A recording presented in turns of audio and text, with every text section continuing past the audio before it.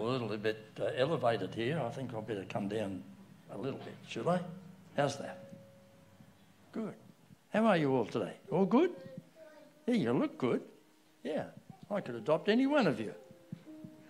Well, I'm going to tell you a story about a boy named Bill. Bill was a lucky boy because he had his own horse. And he used to ride his horse a lot. And one day he was inside the house doing the dishes when he heard a voice outside, "Hey, Bill, Bill, are you there, Bill?" He went outside and there was his neighbour riding his own horse with another horse by his side. And Bill said, "Yes, Mr. Underwood, what would you like?" And Mr. Underwood said, "Look, your horse is looking a bit tired. I think you better give him a rest. I've just broken in this young piebald colt." You know what a piebald is? You don't? Wow, it's a black and white horse, okay? A brown and white horse is a skewbald. But this was a piebald, nice, well-marked piebald colt. And Mr. Underwood said, "I've just broken him in. He needs some training. Would you look after him for a few weeks and train him good?" So Bill said, "Oh, yeah, I'd love to." So he said, "All right, well, he's in your care, but I want you to make a promise. And the promise is you will not race him. Because if he gets used to being with other horses and he races all the time, he'll be fidgety and he won't be calm amongst other horses. So promise me you won't race him." "Okay," Bill said, "that's fine. I promise I won't race him." Oh, good. So Bill took over this young horse and he was riding him nearly every day. And he'd ride him downtown. "Are you looking that way or this way?" "There you are. That's good." And he rode him out, rounding up cattle. He rode him down the street amongst the traffic and the motorbikes and all the noise. And he trained him and he taught him to be calm. And he was becoming a very nice horse. Well, one Sunday, he was out riding with his mates. And there was 4 of them. And they were out in the bush, riding around, enjoying themselves, when they came out of the bush and there was this bush track that had been made by timber cutters. It wasn't very wide, but it was a straight, nice, long stretch.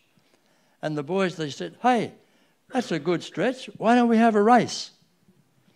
And Bill said, "Well, you go ahead and have a race, but I won't be racing." And they said, "Well, we want to see how fast this colt can go. You've got to be in the race." And Bill said, "No, I'm sorry. I promised I wouldn't." You know, promises are very important. You promised to bring in the wood, you promised to make your bed, you promised to do the dishes, you promised all kinds of things. And you know, when Jesus was here, he made a promise. Do you know what that promise was? Do you reckon you'd know what that promise was that Jesus made? That he would what? He would come back one day. And that's a very important promise. We're all here in church today because of that promise. We're all waiting for Jesus to come back. And we know he'll keep that promise. And so here was Bill being challenged to keep his promise. Well, the other boys, they said, "Oh, I think that you're only chicken. That's the reason why you won't race him." And they pestered him till eventually, I'm sorry to tell you, Bill weakened and said, "All right, just once we'll have a race." Well, it wasn't wide enough for 4 horses, so one of the boys backed into the bush and got his handkerchief out, and he said, "Right, you 3, line up and get ready for this race." So when the 3 horses were lined up, this boy said, "Ready, set, go!"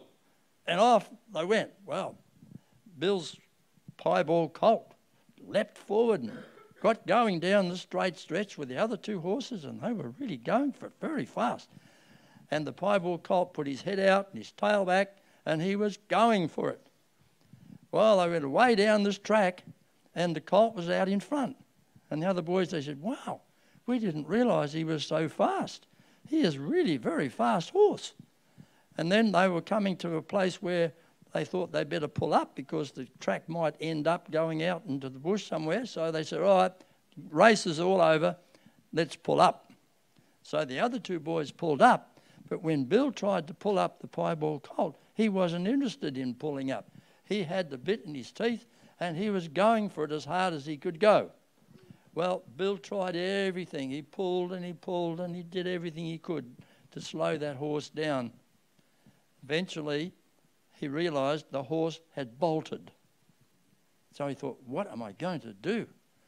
And then he remembered an old stockman told him once, if you're ever on a bolting horse, you lean forward as best you can and you put your hands over his eyes. And Bill had never done that, but he thought, I've got to do something desperate. So he leaned forward, put his hands over the horse's eyes. Now, all along the side of that track were big blackberry bushes. And when the horse lost sight, he lost direction. And he went straight into the blackberry bushes. Well, of course, Bill had to let go because he did a somersault into the middle of the blackberry bushes. And when the horse realised he was getting into the blackberry bushes, he only went a little way, enough, of course, to cut his legs and his side and his chest and damage the saddle. But Bill was flat on his back, fair in the middle of this big blackberry bush. And he couldn't move because you know how pricky blackberry bushes are. And any time he tried to move, ouch, ouch, ouch. Well, his mates thought, how are we going to get him out of that? We don't have an axe or a tomahawk or even a knife. So how are we going to get him out of the blackberry bush? Well, they looked around and they found an old fence post.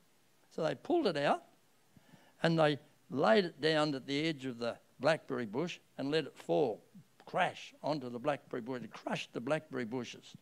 Then very carefully they walked across this fence post till they came to Bill. And then they got Bill by the hand and slowly dragged him out of those pricky black bushes. In the process, his shirt and trousers all got torn. His face and his arms were torn. He was bleeding, and he was in a bad way. Eventually, they got him out on the road. And the piebald colt was standing there all shaking, bleeding and cut. And when Bill looked at the piebald colt, he thought, oh, my, what am I going to do when Mr. Underwood finds out? Well, the other guys, they said, maybe it's best if he doesn't find out. So you better ride him home and put him in the stable in the yard, and you better get some Stockholm tar, which is a good medicine for cuts and bruises, and treat him and look after him and try and heal him up, because you've got him for maybe 2 or 3 months, so he would be healed up by then. So when Bill got home, of course, his mother looked at him and she said, where have you been? It's all cut and bleeding and torn. His shirt was ripped and his trousers were cut. Well, Bill had to tell the story. Wow. He got a good lecture from his mum. And she said, you know, when you make a promise, you're supposed to keep it. That's no way to go. You'll have to apologise to Mr. Underwood. Well, I don't know whether Bill ever did that or not. But I know that Bill paid a lot of attention to that horse and looked after it and cared for it. And I know that Bill remembered from then on, when you make a promise, what are you supposed to do? Good boys, you're supposed to keep it. You remember that. And one day Jesus will fulfill his promise and we'll all go home to heaven together. Thank you very much.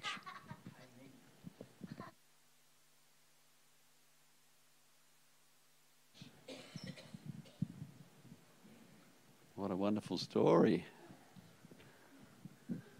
Thank God for good parents like that, eh?